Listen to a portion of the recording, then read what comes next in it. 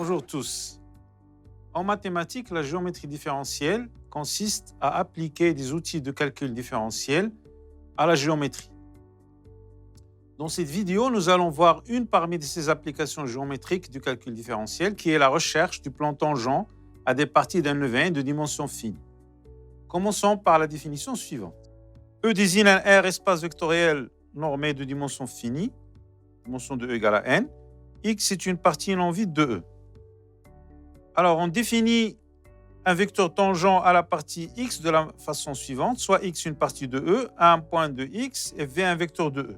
On dit que v est un tangent à x en A s'il existe y strictement positif et un arc gamma défini sur moins y, dérivable en 0 et à valeur dans x, tel que gamma de 0 égale à A et gamma prime de 0 égale à V.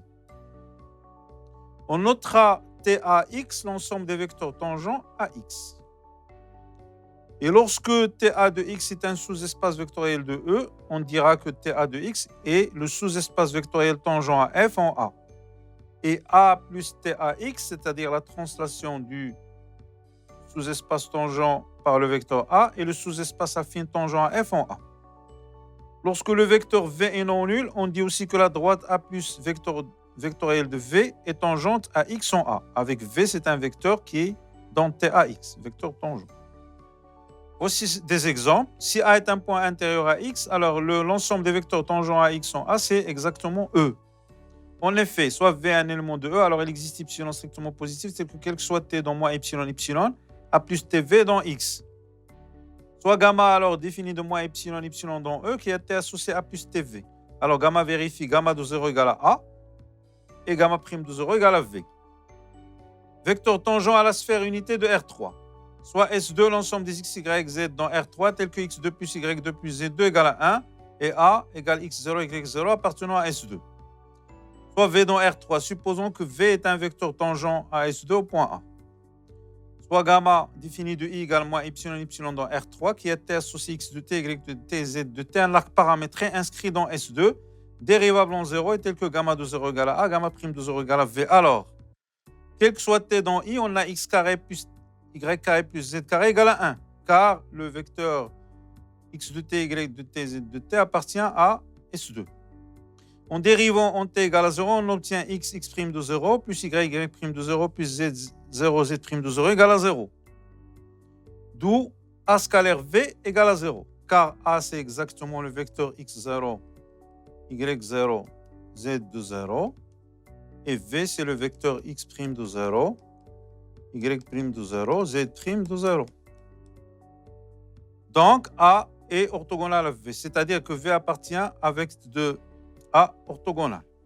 Réciproquement, si on prend V un vecteur qui est dans l'orthogonal de vecteur de A moins 0, soit phi l'application qui était associée sinus de t fois V sur norme de V, plus cosinus de t fois A. Alors, on a bien la norme de phi de t égale à 1, phi de 0 égale à A, et phi prime de 0 égale à V sur norme de V. Il suffit de prendre alors gamma de t égale à phi de norme de V fois t pour obtenir l'arc paramétré qui nous donne gamma de 0 égale à A. Donc l'ensemble des vecteurs tangents à la sphère unité dans l'espace au point A, c'est exactement ce plan-là, qui est orthogonal à A ici. Examinons à présent l'ensemble des vecteurs tangents en un point à une ligne du niveau d'une fonction d'un ouvert oméga inclus dans E vers R. Soit lambda dans R et f de oméga vers R, l'ensemble x lambda égale l'ensemble des x dans oméga tel que f de x égale lambda est appelé ligne de niveau lambda appartenant à R de f. Par exemple, si on prend la fonction f de x, y égale exponentielle moins x carré moins y carré, alors si on trace la surface z égale f de x, y, alors on obtient cette surface. Alors, si on prend les lignes de niveau qui sont de la forme f de xy égale lambda avec lambda réel, on obtient les courbes suivantes. Nous avons le théorème suivant. Les vecteurs tangents au point A d'une ligne de niveau d'une fonction f de oméga dans R différenciable sont orthogonaux au gradient de f en A. Voici la preuve. Soit V un vecteur tangent au point A d'une ligne du niveau x lambda de f, Alors, il existe un arc gamma de i égale moins epsilon epsilon dans E, qui était dans gamma de t, inscrit dans x lambda, et vérifions gamma de 0 égale à A, et gamma prime de 0 égale à V. On a, quel que soit t dans i, f de gamma de t égale lambda, car gamma de t appartient à x lambda. En dérivant par rapport à t en 0, on obtient d gamma de 0, gamma prime de 0 égale à 0.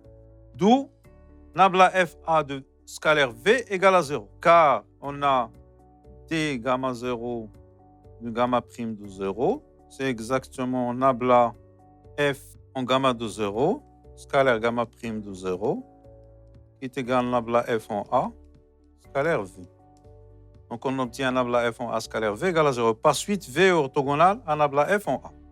Examinons à présent le cas des lignes de niveau dans R3 d'une fonction de 3 variables. Soit f, une fonction de classe C1 de oméga inclus dans R3 vers R. Oméga est un ouvert de R3. Et S, l'ensemble des x, y, z dans oméga tel que f d'x, y, z égale à 0. Et M0, x0, y0, z0, un point de S tel que nabla f, x0, y0, z0, différent de 0. Alors, l'ensemble des vecteurs tangents à S sont M0 et le plan vectoriel vect de nabla f en A orthogonal. Le plan affine tangent à la surface S en M0, x0, y0, 0 et celui passant par M0 est de vecteur normal nabla f en M0.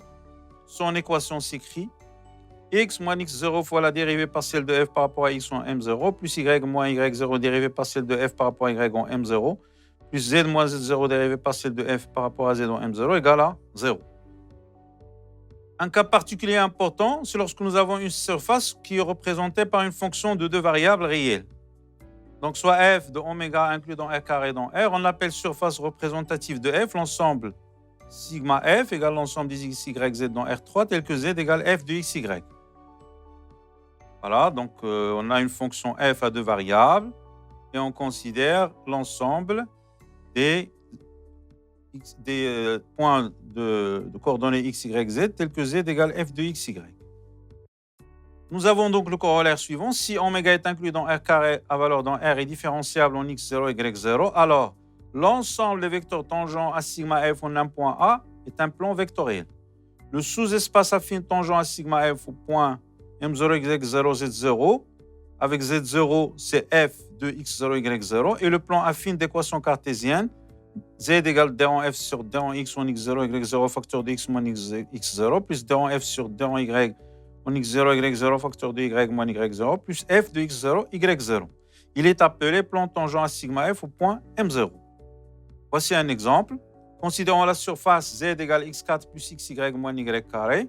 Une équation du plan tangent en x0, y0, z0 est z égale 4x0 puissance 3 plus y0 facteur de x moins x0 plus x0 moins 2y0 facteur de y moins y0 plus z0 avec, ça c'est exactement la dérivée partielle en x0, y0 et ce terme c'est la dérivée partielle en x0, y0 et z0 c'est f de x0, y0. En simplifiant, on obtient finalement une équation du plan tangent au point x0, y0, z0. C'est z égale 4x0 puissance 3 plus y0 x plus x0 moins 2y0 y moins 3x0 puissance 4 moins x0, y0 plus y0 au carré. Cette vidéo est à présent terminée. Merci de votre attention et à la prochaine.